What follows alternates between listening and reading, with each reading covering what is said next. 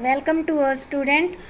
आज हम फिर से करंट अफेयर लेकर आपके सामने हाजिर हुए हैं और आज हमारा 10th लेक्चर है इसका हमारे करंट अफेयर्स का। तो आज हमारा 10वां लेक्चर है और करंट अफेयर्स 2020। और ये कौन सी करंट अफेयर है? ऐसी करंट अफेयर है जो कोरोना के दौरान क्रिएट हुई है। तो हमारा चलते हैं, हम स्टार्ट करते हैं इसको। तो पहला क्वेश्चन है, भारत ने किस देश के साथ राजनयिक संबंधों के 70 वर्ष पूरे किए हैं?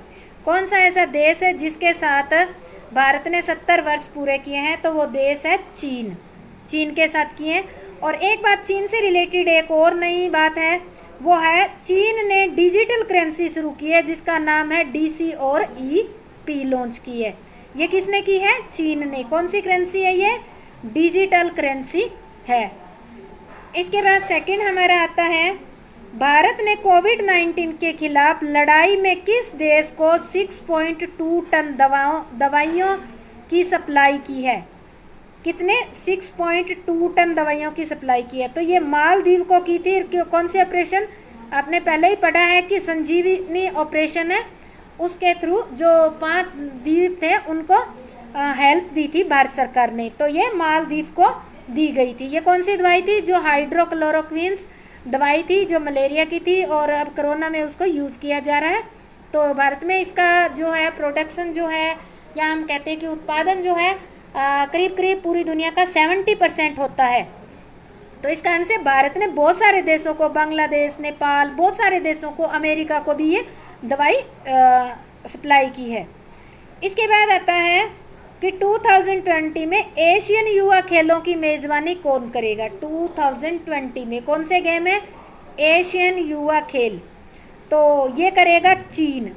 और इसके साथ साथ देखो चीन और भी क्या क्या काम करेगा।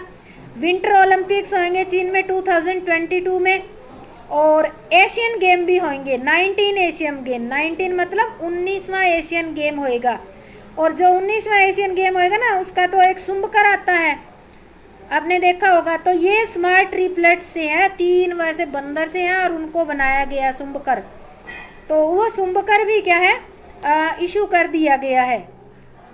इसके बाद है फोर्थ है, हाल ही में बॉब बैटन दुनिया के सबसे बुजुर्ग व्यक्ति बने हुए किस देश के थे? बॉब बैटन दुनिया के सबसे बुजुर्ग व्यक्ति वो थे ब्रिटेन के। बॉब ब्रिटेन, ऐसे कनेक्ट कर लेना।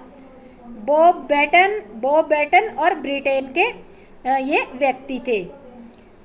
किस देश ने कोरोना प्रबंधन के लिए आर्टिफिशियल इंटेलिजेंस का प्रयोग करने या उपयोग करने की घोषणा की है? तो बांग्लादेश ने कोरोना से रिलेटेड जो व्यवस्था है उसको बनाने के लिए आर्टिफिशियल इंटेलिजेंस का प्रयोग करने की घोषणा की है। इसके बाद आगे है एक क्वेश्चन, सूर्य अध्ययन के लिए नासा ने किस मिशन की शुरुआत की है? ये अभी शुरुआत किया गया है, भाई ध्यान रखना ये पीछे से।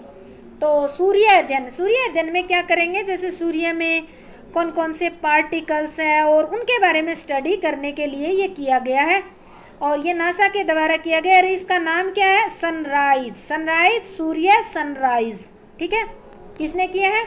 नासा ने किया है। इसके बाद आता है, किस राज्य सरकार ने ऑनलाइन संस्कृत प्रतियोगिता मो प्रतिभा संस्कृत का ही नाम होगा, मो प्रतिभा लॉन्च की है? किस राज्य सरकार ने की है ऑनलाइन संस्कृत प्रतियोगिता?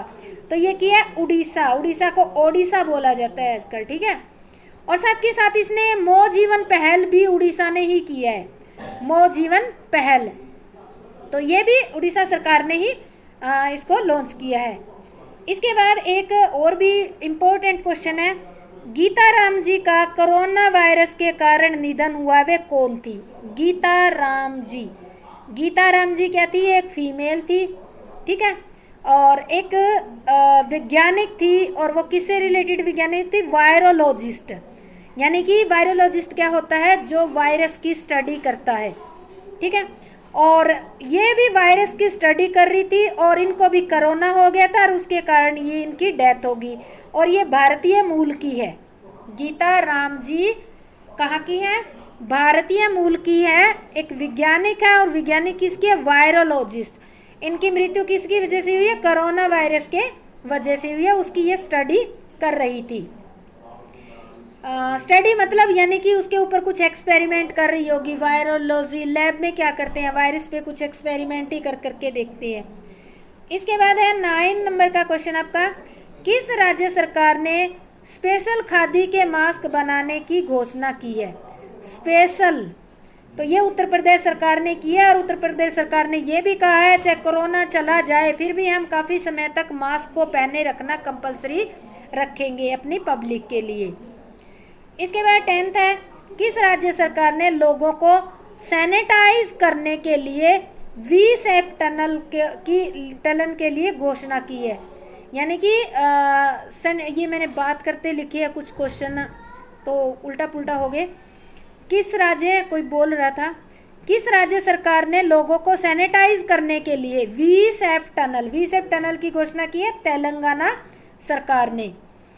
इसके बाद आता है कि किस राज्य के मुख्यमंत्री को हीरो टू एनिमल्स अवार्ड से सम्मानित किया गया? आप कहोगे कि हीरो टू एनिमल्स क्या अवार्ड हुआ? तो ये एक संस्था के द्वारा दिया जाता है और उस संस्था को कहा जाता है PETA, पेटा संस्था, पेटा के द्वारा। ये संस्था क्या काम करती है?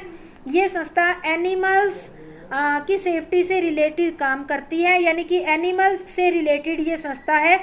और ये जो उड़ीसा के जो मुख्यमंत्री है नवीन पटनायक, उन्होंने कोरोना वायरस के दौरान जो लावारिस जानवर है या जानवरों के लिए इन्होंने बजट इशू किया था, ताकि जो भूखे जानवर है, जो लावारिस जानवर है, उनको भी खाना प्रोवाइड किया जा सके। तो इस कारण से पेटा संस्था ने इनको ये अवार्ड दिया है। इसके बाद आता है DRDO ने कहाँ फुल बॉडी रूम डिज़ाइन किया है? फुल बॉडी रूम डिज़ाइन किया है तो अहमदनगर गुजरात में फुल बॉडी रूम किया। ये किसके लिए किया है? डॉक्टर्स के लिए ही किया होगा शायद। इसके बाद है, किस राज्य सरकार ने कोविड-19 के संकट से लड़ने के लिए 5T प्लान की घोषणा की है? ये भाई 5T याद रखना, कल आया था शायद 4L, आज आ गया 5T, तो ये ऐसे ऐसे जरूर याद रखना। दिल्ली सरकार ने की है और ये 5T है क्या? पहला T है टेस्टिंग, दूसरा T है ट्रेसिंग, तीसरा T है ट्रीटमेंट, चौथा T है टीम वर्क और पांचवा T है ट्रैकिंग। तो ये 5T दिए गए हैं, इनको अच्छी तरह से याद कर लेना। 5T का मीनिंग, 5T में कौन कौन से T आते हैं। और एक बहुत ही इम्पोर्टेंट क्वेश्चन ये है, ऑपरेशन शील्ड SHIELD किसने शुरू किया? ये भी दिल्ली सरकार ने शुरू किया है। अब ये जो शील्ड है इसकी फुल फॉर्म आपको पता होनी चाहिए। तो S मतलब क्या होता है? सीलिंग ऑफ एरिया, एरिया यानी कि ऐसे एरिया सील करना जहाँ कोविड पेशेंट है। दूसरा H मतलब होम क्वारंटाइन करना, घरों में ही क्वारंटाइन करना। I मतलब है इन्फेक्टेड पेशेंट और E मतलब है एसेंशियल सर्विस प्रोवाइड करना, यानी कि जो क्वारंटाइन हो जाते हैं, एरिया शील्ड हो जाता है, वहाँ पे जो ज़रूरी सुविधाएं हैं वो प्रोवाइड करना, इंश्योर करना।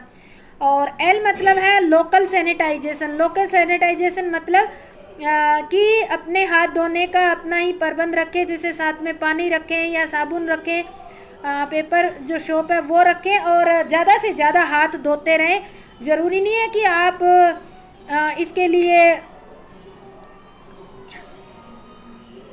कुछ और चीज़ लो, आप साबुन से भी हाथ धो सकते हो। और D मतलब होता है door to door survey. Door to door survey करके ये पता लगाना कि किसी के घर में कोई कोविड पेशेंट तो नहीं है या किसी को शिकायत तो नहीं है। तो ये बहुत इंपॉर्टेंट क्वेश्चन है, मैंने लिख भी दिया इसको। इसके बाद है, फोर्ब्स द्वारा 2020 के अरबपतियों की सूची में कौन शीर्ष स्थान पर है? कौन है शीर्ष स्थान पर? जेफ बेंजोस पहले स्थान पर है, बिल गेट्स दूसरे स्थान पर है और बर्नार्ड अर्नाल्ड तीसरे स्थान पर है। तो ये जो है फोर्ब्स इशू करती है, हर साल इशू करती है।